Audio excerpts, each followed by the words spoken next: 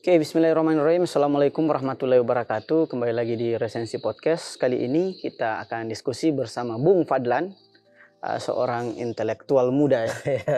Gus Durian, NU, dan pada tahun lalu ya ini buku. Ya, 2020. 2020 ya, 2 tahun lalu nulis buku Agama untuk Kemanusiaan yang akhirnya saya dapat juga dan telah saya baca. Nah, Bung Fadlan, tanpa basa-basi, saya langsung ke inti pertanyaannya. Basic premise atau pernyataan dasar yang ingin Anda sampaikan dalam buku ini apa? Sebenarnya terinspirasi dari banyak sekali kasus-kasus aktual ya. Di mana orang sekarang hidup untuk agama. Padahal sebenarnya agama itu ada untuk kemanusiaan itu sendiri.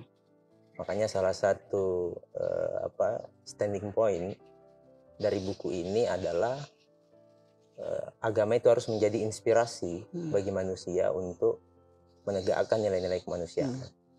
Nah, sehingga judul buku ini dipilih, Agama untuk Kemanusiaan, sebenarnya banyak sekali terinspirasi dari dua tokoh utama yang saya anggap sebagai guru intelektual sekaligus guru spiritual.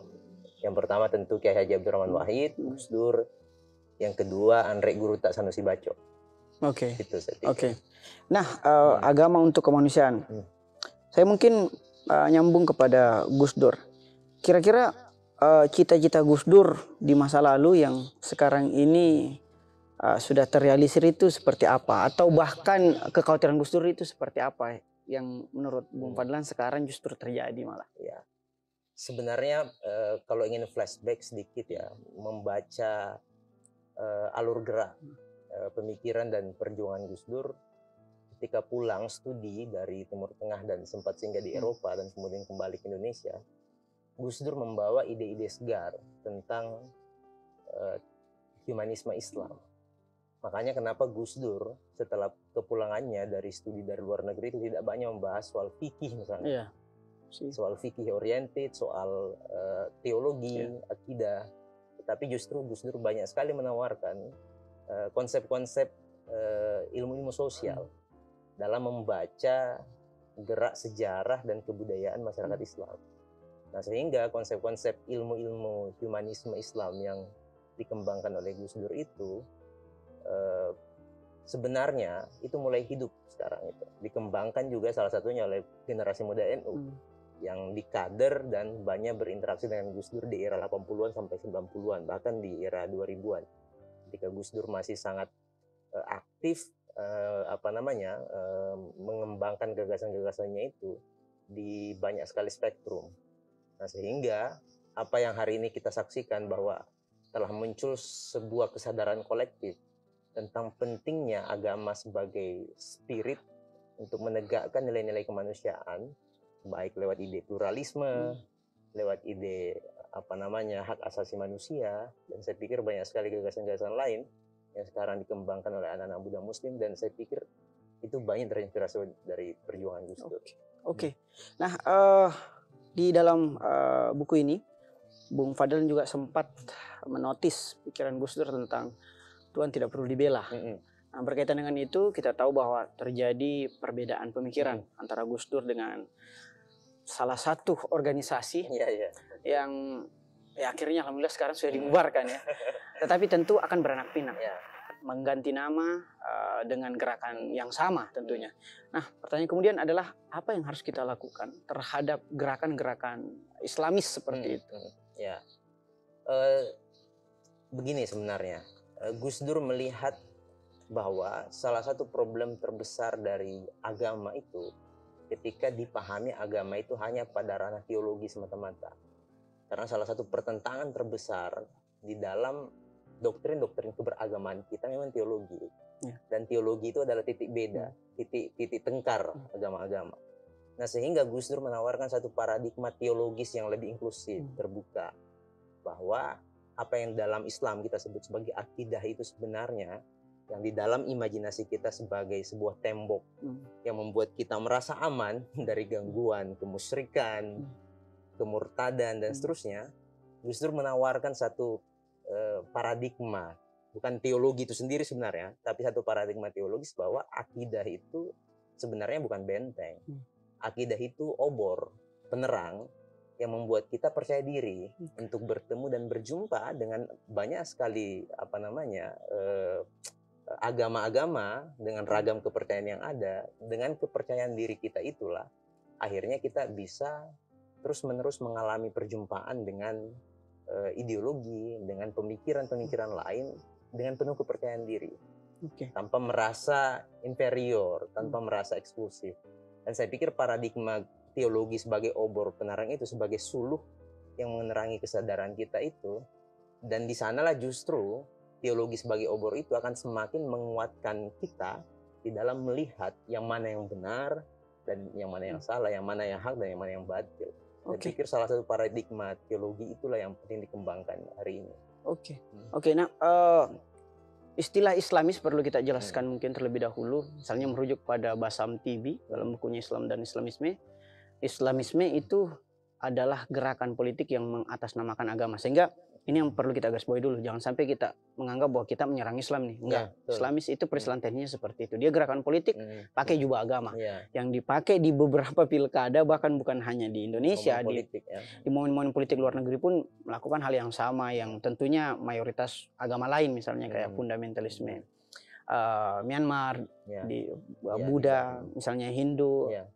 Dan mungkin juga sayap kanan di Amerika. Nah, berkaitan dengan itu, 2024 ini akan semakin dekat tahun politik. Nah, apa kira-kira yang patut kita waspadai, misalnya dengan gerakan Islamis ini mencoba menyusup ke dalam pertarungan politik di 2024? Ya, sebelum itu misalnya gini, kenapa Gus Dur sangat tidak sepakat pada politisasi agama, atau misalnya Gus Dur tidak pernah punya punya imajinasi tentang ideologi Islam. Kenapa Gus Dur menolak konsep Islam itu sebagai ideologi dan menolak Islam itu menjadi alat politik? Karena sebenarnya secara secara alamiah, ketika sebuah ajaran universal seperti Islam itu dia dikooptasi oleh ideologi tertentu atau dikooptasi oleh satu kepentingan politik tertentu, tafsirnya menjadi tunggal. Kenapa? Karena politik itu butuh konsolidasi. Politik itu tidak bisa menerima pluralitas sebenarnya politik itu. Kenapa? Karena berbasis kepentingan. Nah, sehingga salah satu sebenarnya alasan kenapa Gus Dur menolak ideologi Islam atau ideologi politik Islam itu karena tidak menghendaki adanya tafsir tunggal terhadap Islam itu sendiri. Karena tafsir tunggal terhadap Islam itu sendiri akan banyak sekali menimbulkan gesekan dan pertentangan-pertentangan di dalam internal umat Islam itu sendiri. Kenapa? Karena ideologi yang dianut oleh umat Islam sendiri sangat beragam dan semuanya sebenarnya merujuk kepada Islam itu sendiri sebagai agama yang universal. Nah, untuk tahun politik 2024 sebenarnya tren populisme dan politik identitas itu sudah mulai mereda.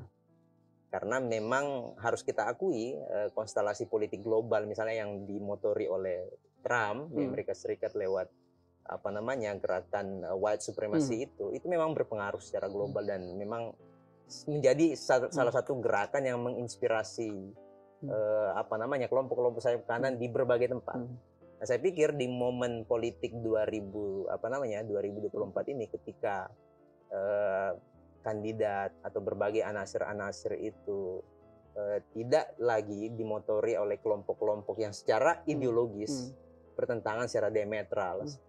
Kemarin kan di Jokowi Prabowo memang ada pertentangan diametral secara ideologis antara kelompok nasionalis dan kelompok Islamis. Nah, saya pikir di 2024 ini ketika anasir dua corak ideologi ini yang memang dari dulu sudah mengalami sekian konflik, gesekan-gesekan ideologis itu tidak berada dalam dua kutub yang berseberangan. Sebenarnya isu tentang politisasi agama itu bisa diminimalisir.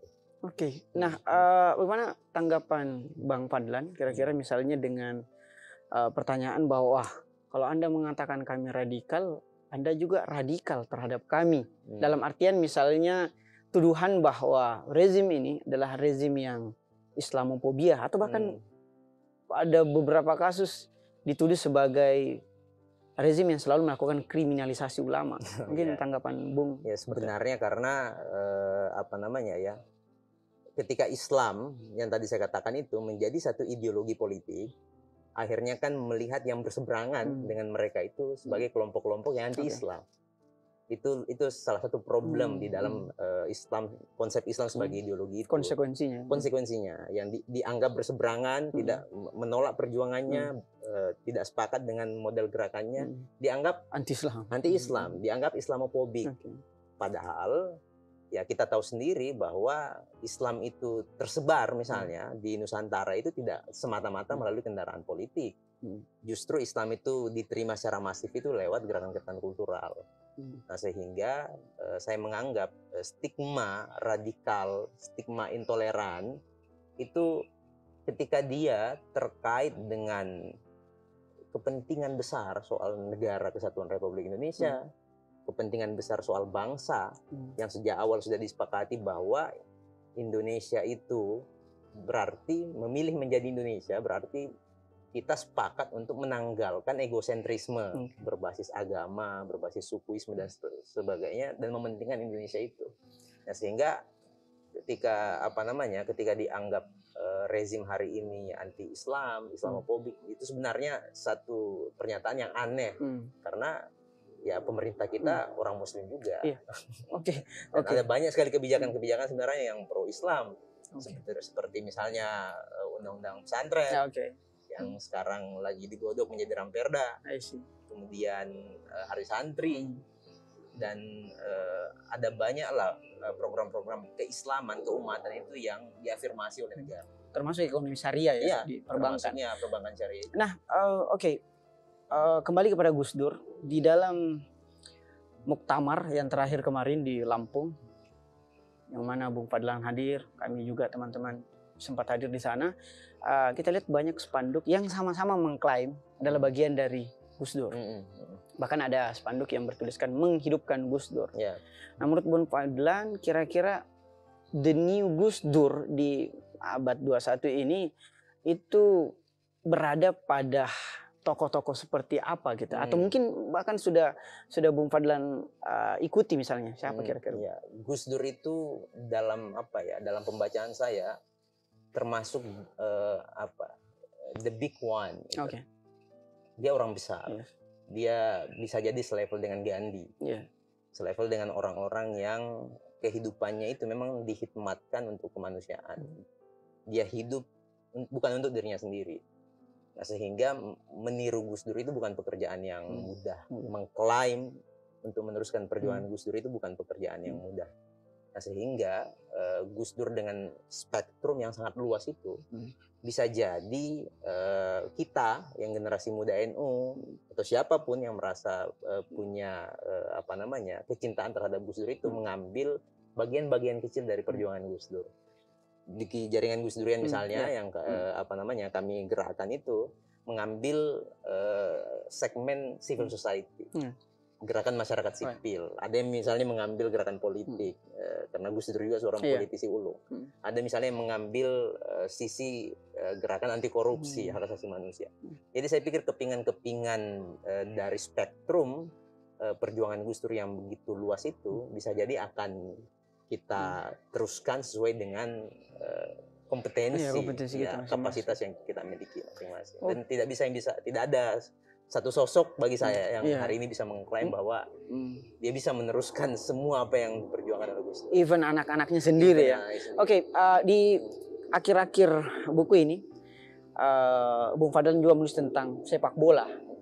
Dan mungkin saya coba kaitkan dengan kondisi aktual saat ini, dalam hal ini kondisi persepak bolaan kita akibat kejadian Malang akhirnya sempat ditunda, dan per hari ini mulai main kembali ya. Pada 27 Oktober ini sudah mulai kembali, bahkan PSM klub sepak bola kebanggaan Sulselbar malah itu mulai main besok juga. Apa kira-kira relasi antara sepak bola, agama dan kemanusiaan? Gus Dur salah seorang pengamat bukan pemain sepak bola. Pengamat. Tapi pengamat sepak bola. Sepak bola itu menarik. Kenapa? Karena di sepak bola itu kita bisa melihat politik, bisa melihat bagaimana orang beradu strategi dan taktik. Di sepak bola itu kita bisa melihat kebudayaan, bagaimana orang-orang dengan rasa kebanggaan terhadap klub favoritnya, dia bisa merelakan apa saja. Bisa hobi itu bisa mengalahkan apa saja, bisa mempersatukan dan sekaligus bisa mencerai-beraikan. Kita di sepak bola itu melihat bagaimana pertarungan psikologis itu ternyata sangat mempengaruhi konflik di dalam arena stadion sepak bola itu. Nah, saya pikir sepak bola itu menggambarkan kehidupan manusia. Bagaimana kompleksitas sebuah permainan sepak bola itu menunjukkan bagaimana kompleksnya kehidupan kita. Bagaimana psikologi massa di dalam stadion itu bisa ditentukan oleh skor yang terpampang di papan. Skor itu. Soal siapa yang menang, siapa yang kalah itu ternyata berkaitan dengan psikologi massa. Menerima kemenangan, merayakan kemenangan dan menerima kekalahan itu sebenarnya mengajarkan orang untuk berjiwa besar. Mengajarkan satu aspek kehidupan yang ketika tidak disadari bahwa ya kita manusia yang bisa jadi gampang sekali diombang-ambing oleh pertarungan psikologis dan gampang dimobilisasi untuk satu kepentingan karena ada titik lemah kita sebenarnya itu memang ada di psikologi kita sendiri. Nah, kita tidak akan menyadari bahwa sepak bola itu menggambarkan kehidupan.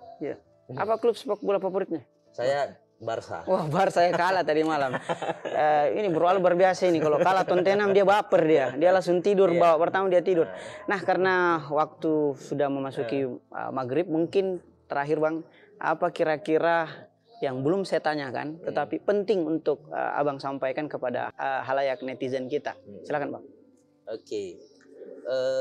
Buku ini sebenarnya itu kumpulan tulisan saya dari rentang waktu 2014 sampai 2019 yang berisi kepingan-kepingan pikiran saya, membaca realitas yang aktual dan kemudian berusaha untuk menggali banyak sekali warisan pengetahuan dari masa lalu.